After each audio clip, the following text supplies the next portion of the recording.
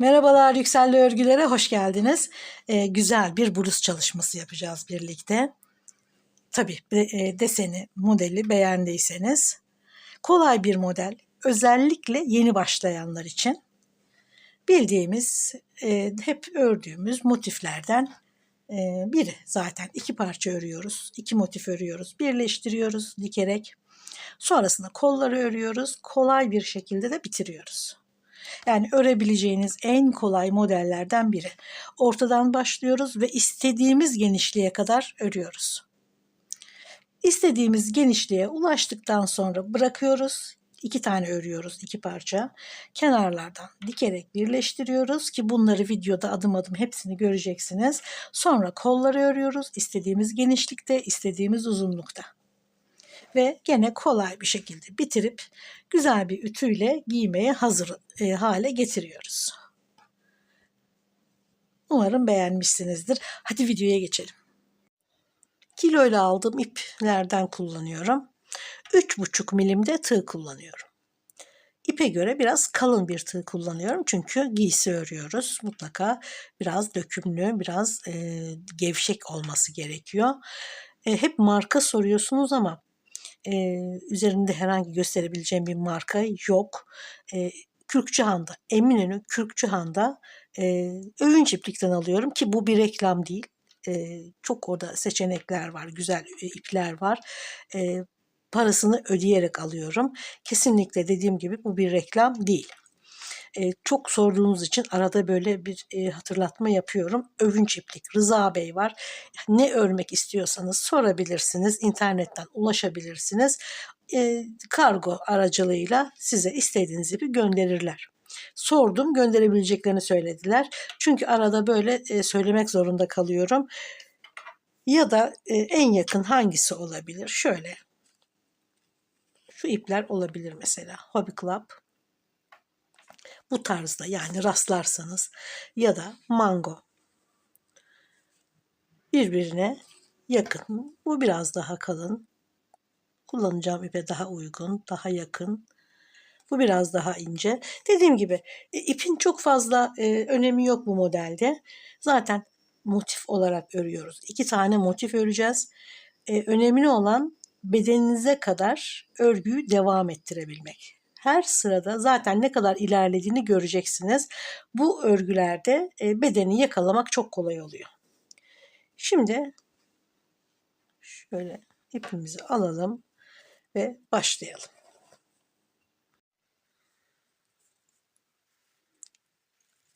Şöyle bir sihirli halka hazırlıyoruz. Bir daha göstereyim.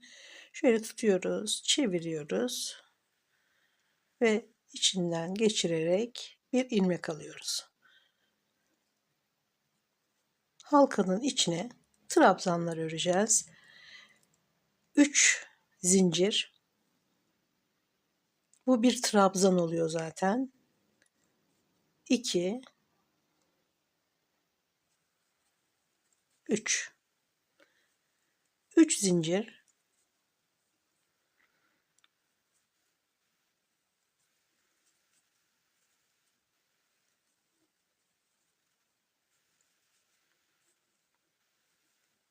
Gevşek örüyoruz sıkmadan. 3 zincir. Çok bilinen, çok basit bir motif örüyoruz.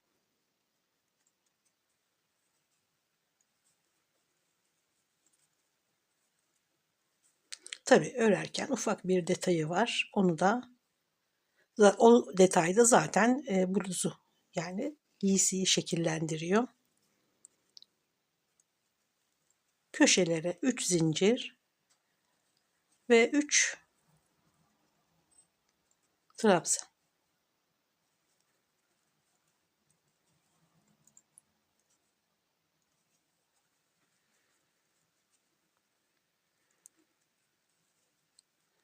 Üç zincir, başladığımız 3 zincirin üçüncüsüne batıyoruz ve ilmek kaydırarak ekliyoruz.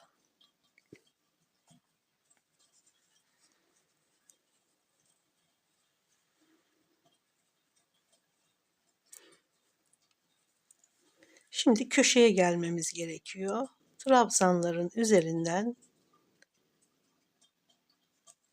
ilmek kaydırıyoruz ve köşeye geldik. Şimdi buradaki köşelere artışları 2 trabzan, 2 trabzan örüyoruz. Yani boşluklara 2 trabzan, 3 zincir, 2 trabzan. Fakat sadece bu köşede şu taraflara 3 tane trabzan örüyoruz. Diğerleri ikişer kere. Şimdi görelim hemen. Kafamız hiç karışmasın. Gayet basit. Bir trabzanı zincirle örüyoruz. 2, 3.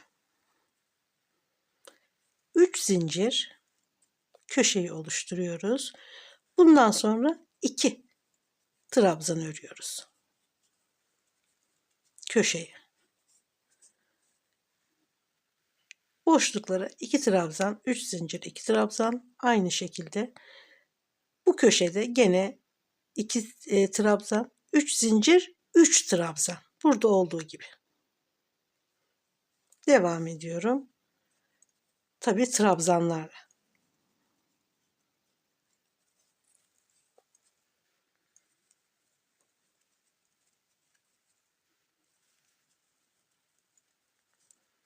Köşeye geldik. 2 trabzan, 3 zincir, 2 trabzan.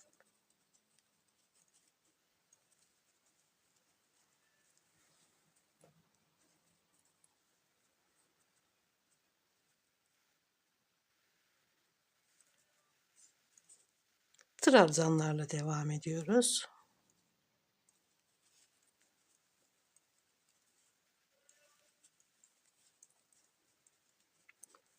Köşe boşluğuna 2 tane trabzan, 3 zincir, 2 trabzan.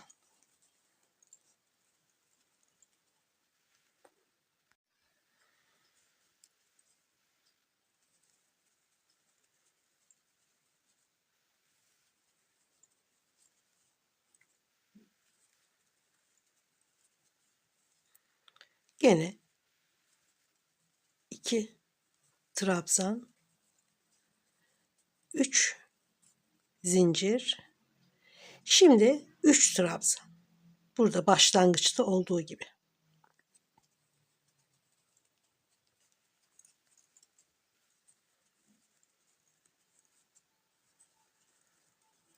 3 trabzan ve bir zincir çekiyoruz araya.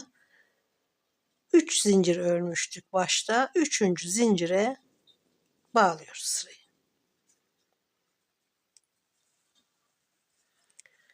3 trabzan, 3 zincir, 2 trabzan boşluğa. Trabzanlarla devam ediyoruz. Boşluklara 2 trabzan, 3 zincir, 2 trabzan devam ediyoruz.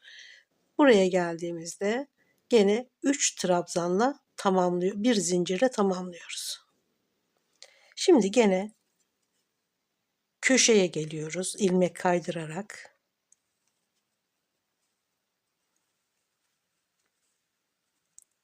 3 zincir, ilk trabzan, 2, 3.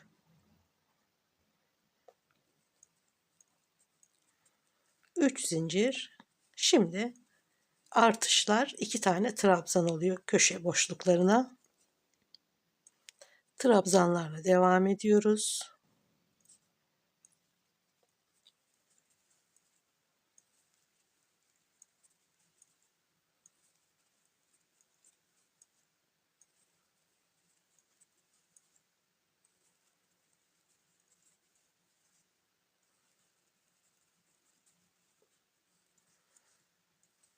İki trabzan köşeye, 3 zincir ve 2 trabzan.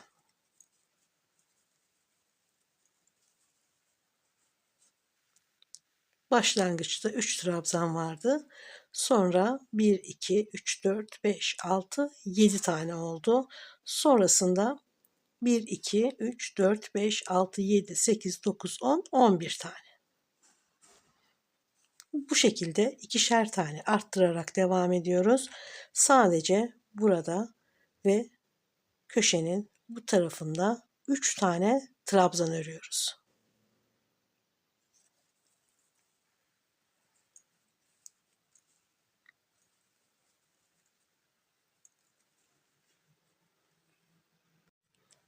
Üçüncü sırayı da ördüm. Zaten gösteriyor model kendisine.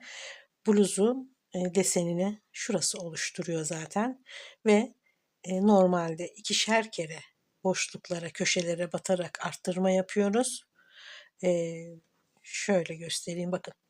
3 tane trabzan, sonra buralardan 2 tane arttırıyoruz. 1, 2, 3, 4, 5, 6, 7 tane oldu. Sonraki sırada 1, 2, 3, 4, 5, 6, 7, 8, 9, 10, 11 tane. Bu şekilde artarak devam edecek.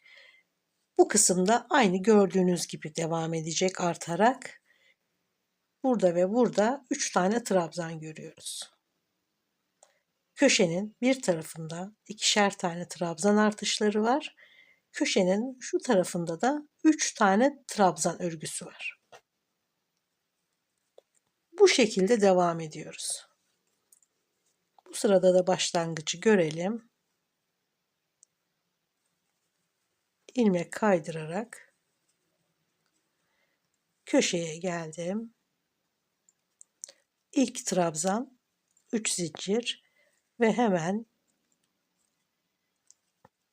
2 tane daha örüyorum. 3 trabzan.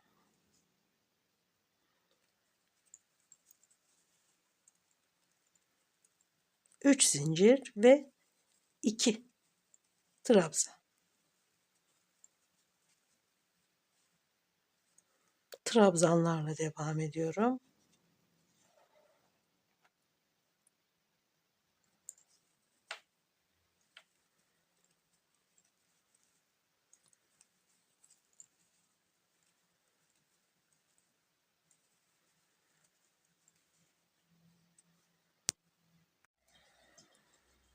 Bir, iki, üç, 4 sıra ördük. Şimdi gene 3 trabzanlı olan kenara geldik. 2 kere arttırmamızı yaptık. 3 zincir ve 3 trabzan örüyoruz.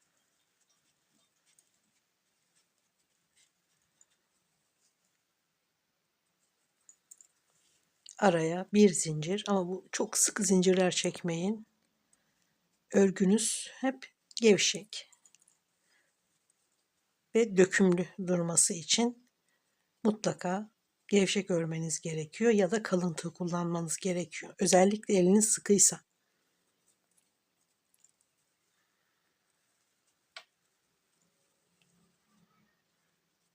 Üçer trabzan,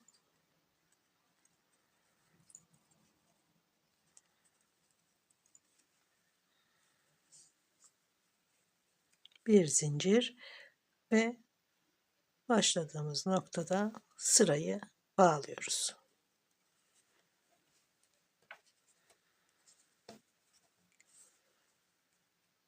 1, 2, 3, 4, 5, 6, 7, 8, 9, 10, 11, 12, 13, 14, 15 tane oldu.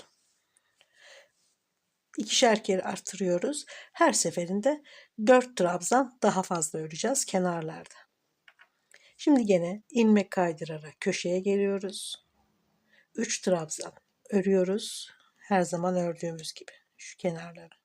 Sonra 3 zincir, 2 trabzan. Devam ediyoruz trabzanlarla.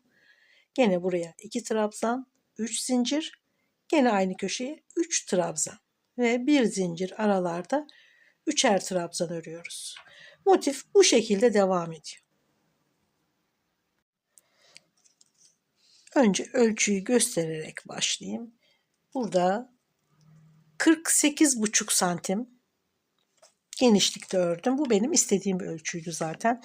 Siz de hangi genişlikte olmasını istiyorsanız o ölçüye ulaşana kadar sıralara devam edeceksiniz. Ben 17 sıra ördüm.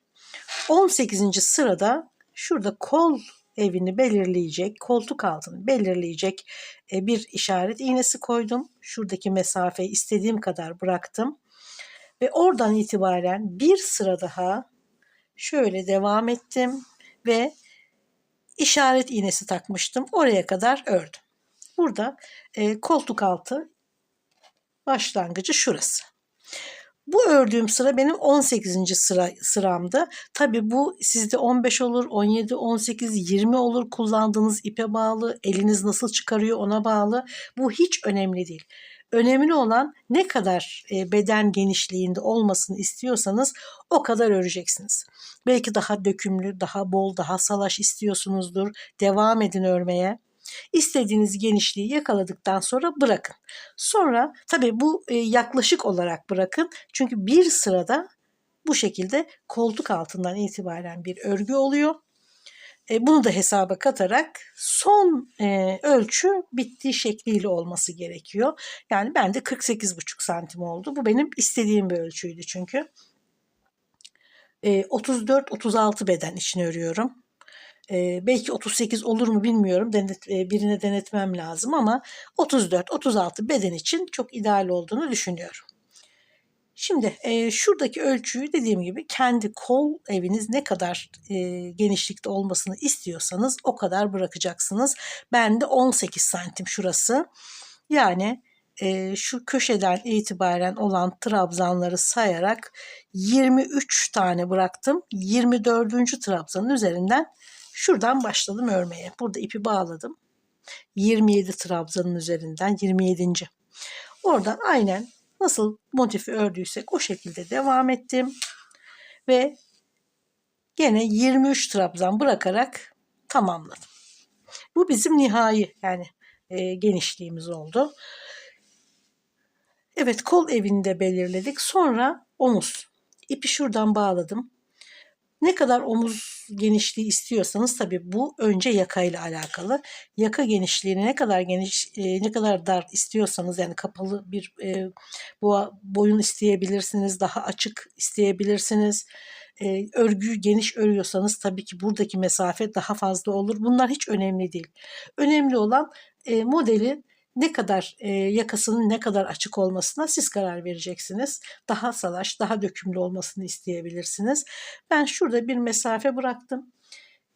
Burada köşeyle birlikte 1, 2, 3, 4, 5 boşluğa 5 tane üçlü trabzan ördüm. Şimdi ipi gene buradan bağlayacağım. 1, 2, 3, 4, 5 tane de buraya ördükten sonra omuz kısmı ortaya çıkacak. Hafif bir zaten bolluk veriyor şu sırayı ördükten sonra boyun için. Bunu bahar aylarında giyeceğimiz için çok fazla açık olmasına zaten gerek yok. Burada zaten bir hafif bir dekolte var. O yüzden çok açık olmayan bir yaka daha fazla yakışacak bu modele. Şimdi motifi sürekli aynı tarafta ördük. Düz tarafı burası, zaten ters tarafı belli ediyor kendisini. O yüzden ipi burada kopardım, tekrar burada. Yani bütün örgümüz hep düz tarafta olması gerekiyor. Tekrar buradan bu tarafa, yani hep bu tarafa doğru örüyoruz. Şimdi gene ipi buraya bağlayacağım ve 5 tane öreceğim gene bu tarafa doğru. Yani çevirerek örgü yapmıyoruz. Hemen köşeden ipi bağlıyoruz. İlmek kaydırarak 3 zincir, 3 trabzan, 1 zincir,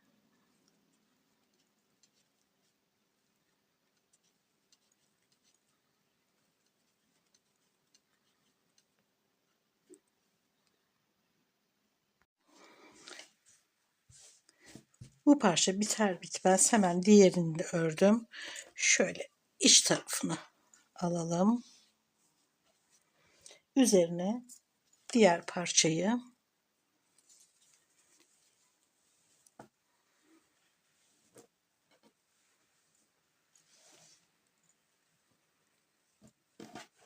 aynı ölçüde aynı şekliyle diğerini de tamamladım.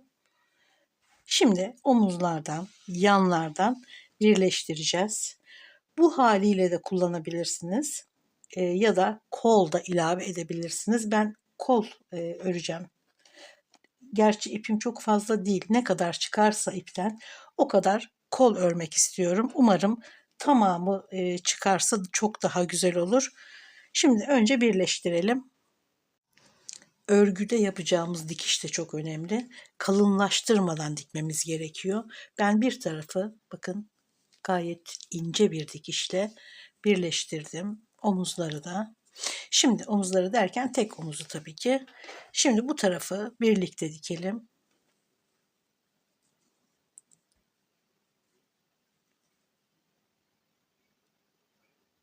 Şöyle içeriden batalım. Hatta şöyle birkaç ip geriden batıp ve ilk trabzanları birleştirelim. Biraz mesafe bırakalım arada yürütebilmek için. Bir kere daha batalım aynı yere ve sağlamlaştıralım. Şimdi tam karşı karşıya gelecek olan trabzanlar var görüyorsunuz. Hep birbirine bakacak. İlk ilmeği trabzanı zaten birleştirdik. Şöyle bir kere daha geçelim. Şimdi ikinci trabzana geçiyoruz. Bakın burada gördüğümüz şu örgünün sadece içeri bakan tek iplerini alıyoruz. Ama üzerinden geçirmiyoruz ipi. Bir yan tarafa geçiyoruz. Şöyle ilmeğin ortasından batıyoruz. Her iki taraftan da tek ip alarak devam ediyoruz. Şimdi bu tarafa geçiyorum ve karşıdaki ilmeğin ortasından batıyorum. İğnenin üzerinde 2 tane ip var. Önemli çünkü dikiş örgüde ilmekleri tamamını alarak batarsanız şöyle bu şekilde bakın 4 tane ip ve kalın bir dikiş olur. Bu da güzel durmuyor. Şimdi zinciri örüyoruz. Aradaki bir zincire batıyoruz. Karşılığında aynı şekilde. Yine yan tarafa geçiyoruz.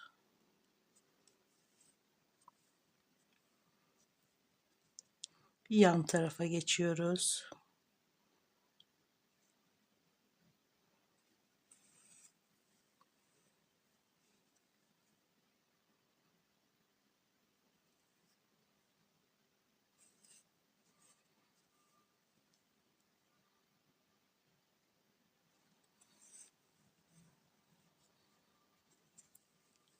Güzel ince bir dikiş oluşuyor bu şekilde.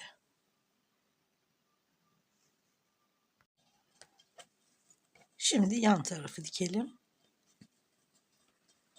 Gene şöyle içeriden alalım ipi.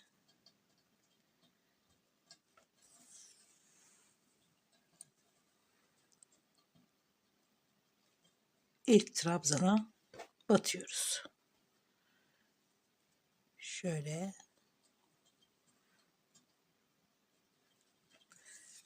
önce bir sağlamlaştırıyoruz.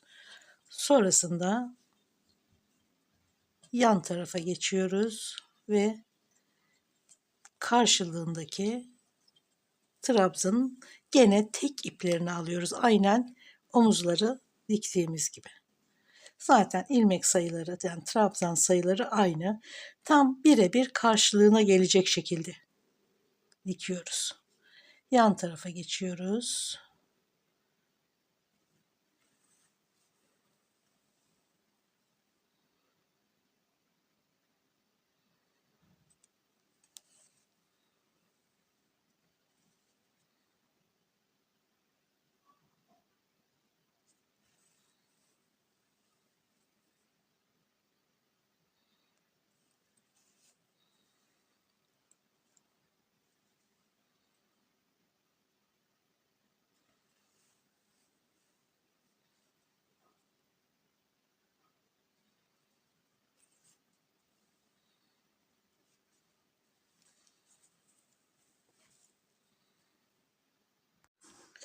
Evet, bu arada bir tane kolu da tamamladım. Şimdi aynı kolu diğer tarafa birlikte çalışalım. İstediğiniz genişlikte, istediğiniz uzunlukta kol çalışabilirsiniz tabii ki.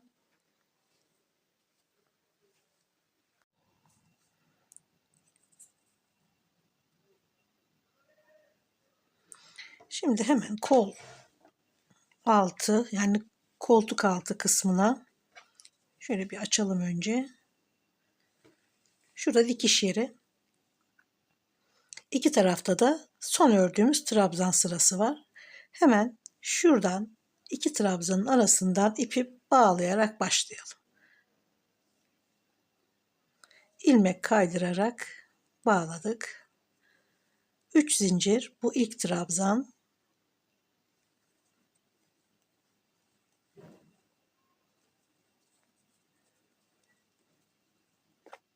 Araya bir zincir. 1, 2, 3, 4, 5. ilmeğin içine gene 3 trabzan.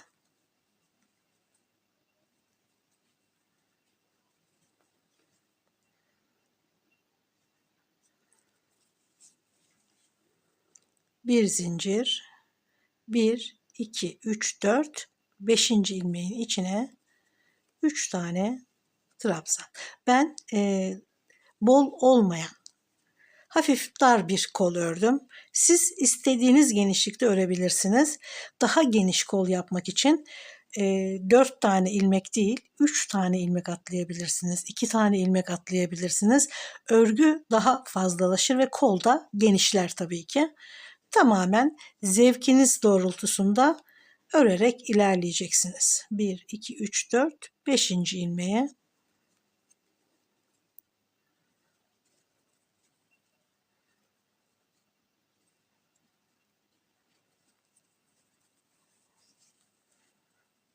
bir zincir, 1, 2, 3, 4, 5.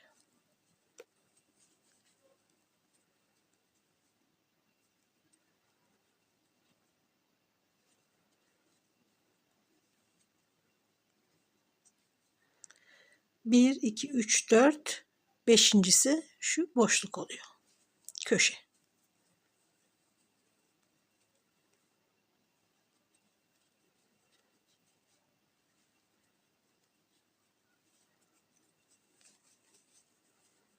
Bir zincir.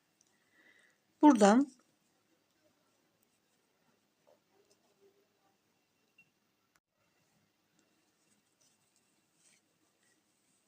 şuradaki dikiş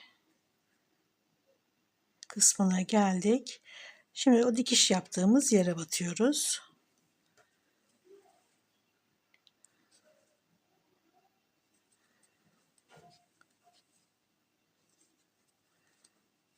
Gene 3 trabzan, bir zincir, köşeye geliyoruz.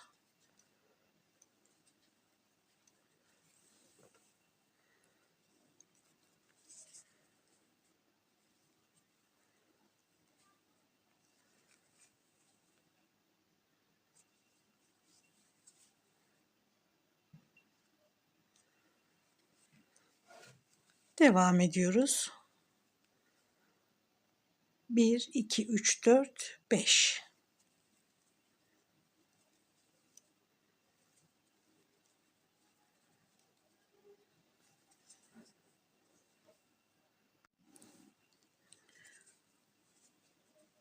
Şimdi buradaki trabzanın arasından başlamıştık.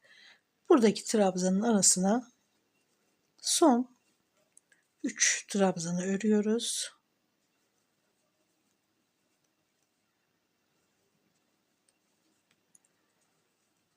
Araya bir zincir ve başladığımız noktada, yani 3 zincir çektik. 3. zincire bağlıyoruz. Burada bluzda motifleri örerken hep yuvarlak örmüştük. Aynı şekilde burada da yuvarlak örüyoruz. Tabii ki sadece şu deseni örüyoruz. Burada bir üst sıraya çıkmak iki şekilde oluyor. Bir ip burada kalıyor, sonra burada kalıyor. Ona göre ya burada kaldığı zaman kafes olarak dönüyoruz. Burada kaldığı zaman da trabzan olarak dönüyoruz. Daha önce birkaç kere bu örgüyü kullanmıştım, anlatmıştım. Belki denk gelmişsinizdir. Şimdi trabzanların başına denk geldi bu başlangıç. Buraya 2, 3 trabzan için, bir tane de aradaki zincir için 4 tane zincir çektik. Doluyoruz ve boşluğa 3 tane trabzan örüyoruz.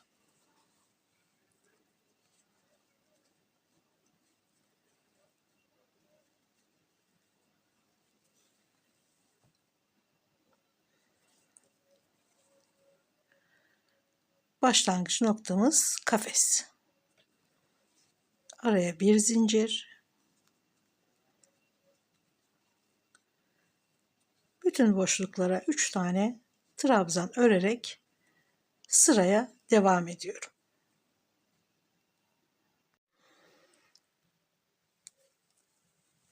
İki trabzan örüyoruz son boşlukta. Zaten başlarken 4 zincir çekmiştik. 1, 2, 3. zincire sırayı bağlıyoruz ve 3. trabzanı da ekliyoruz. Aradaki bir zincir zaten boşluklarımızı oluşturuyor. Şimdi ip kafes tarafında kaldı. Hemen trabzanlarla devam ediyoruz. 3 trabzan,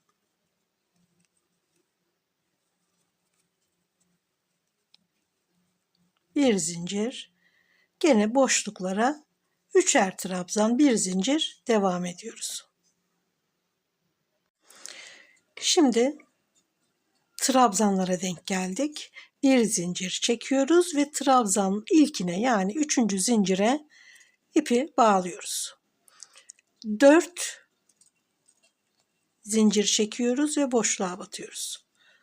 Sıra bitiminde buradaki 3 zincirle 3. trabzanı tamamlıyoruz. Burada olduğu gibi. İp burada kaldığı zaman 4 zincirle boşluğa, boşlukta olduğu zaman hemen trabzanlara başlıyoruz. Evet, ikinci kolu da tamamladım. Siz de istediğiniz genişlikte, istediğiniz uzunlukta örebilirsiniz. Ben nispeten daha dar bir kol ördüm. Zevkinize kalmış tabii ki. Şimdi yeterli uzunluğa geldikten sonra zaten örgüyü bitirip şimdi 2 sıra sık iğne öreceğiz. Bir zincir ve ilk ilmeğin içine bir sık iğne. Trabzanları örüyoruz.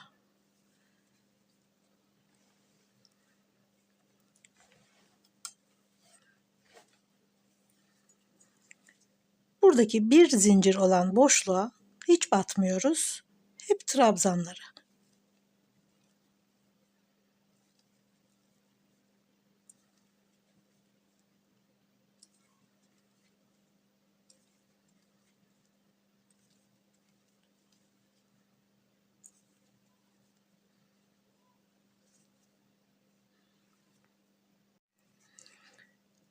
Sıranın başına ilk sık iğneye sırayı bağladık. Gene bir zincir çekelim ve hemen dibine bir sık iğne. Ve bütün ilmeklerin içine birer tane örerek devam ediyoruz.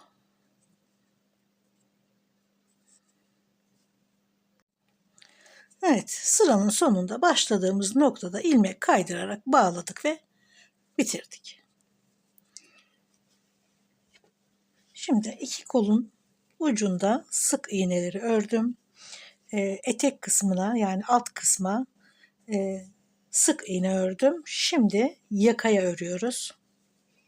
Yakaya da aynen 2 sıra örerek tamamlıyoruz.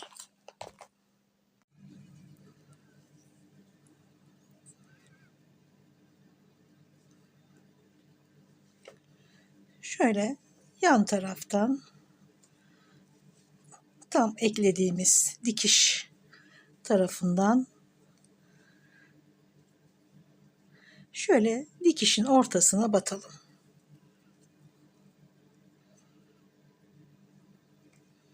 Bir sık iğne. Burada her iki tarafta da trabzan sırası var. Şöyle buraya ikili trabzanın arasına 2 tane sık iğne. Şimdi trabzanların üzerine geçiyorum. Her birine şu boşluğa gene batmıyorum. Sadece trabzanların üzerine. Orada da hafif bir toparlama yapalım. Gerçi çok geniş bir yaka değil. İsterseniz boşluklara da bir tane sık iğne yapabilirsiniz. Çok hafif bir daralma yapacak. Bu boşluklara batmadan ördüğümüz için. Ama dediğim gibi böyle bir şey istemiyorsanız, gene geniş haliyle kalsın istiyorsanız, çok da geniş değil zaten, onu da belirttim. Şuralara batarak birer sık iğne daha arttırabilirsiniz her seferinde.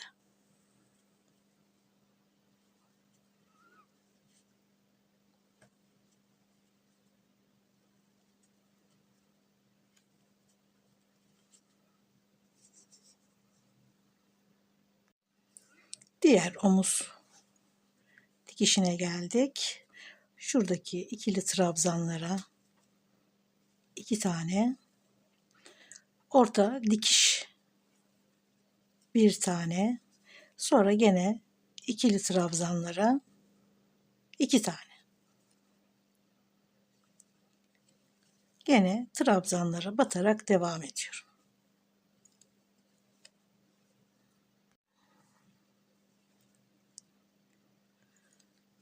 Bitirirken gene ikili trabzanlara 2 tane ve zaten ortadaki dikişten başlamıştık ilk sık iğneyi.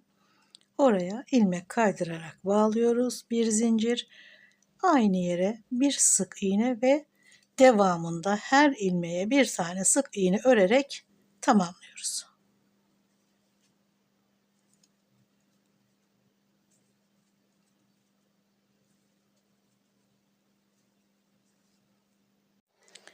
Şöyle ölçü vereyim, bir fikir vermesi açısından.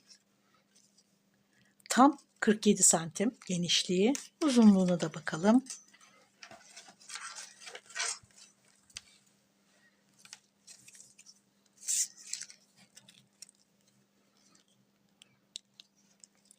Evet, 49 santim. Tabii bu ölçüyü kendinize göre yapacaksınız. Zaten ölçü yakalamak için bu çok ideal modellerden biri. Sadece motif örüyoruz. İstediğimiz genişliğe gelene kadar devam ediyoruz örmeye. Bu açıdan bedeninizi çok kolay yakalayabilirsiniz ölçüsünü. Örgü zaten tamamı çok basit bir şekilde örülüyor. Umarım beğenmişsinizdir. Bunu mesela ilkbahar, sonbaharda bu bluzu giyebiliriz. Daha kışlık iplerle kışın da giyilebilecek bir model. Geçişli ipler kullanabilirsiniz, batik ipler kullanabilirsiniz. Her ipte güzel durabileceğini tahmin ediyorum. Evet, videolarımı beğeniyorsanız, bundan sonrakileri de izlemek isterseniz beğenmeyi ve abone olmayı lütfen unutmayın. Görüşmek üzere, hoşça kalın.